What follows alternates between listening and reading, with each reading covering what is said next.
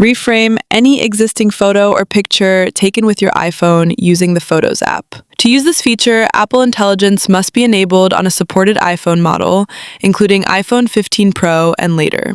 Open the Photos app on your iPhone. Select a group photo or selfie that you want to edit. Now tap the Edit button at the bottom, then tap Tools and select the AI icon at the end. You'll see 3 AI-powered editing tools: Cleanup, Extend, and Reframe.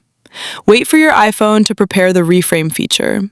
You can touch and drag to adjust the perspective, or use 2 fingers to pan, zoom, and rotate the image. If you want to reset or undo your changes, tap the back button or close button and start over.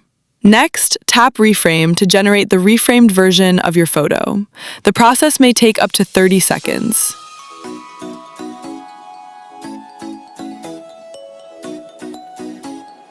Once it's finished, compare the results by switching between the original photo and the reframed version.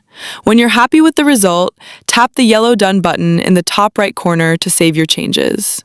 That's it, you're all set. If you have any questions, leave a comment below. Please like, share, and subscribe for more video updates.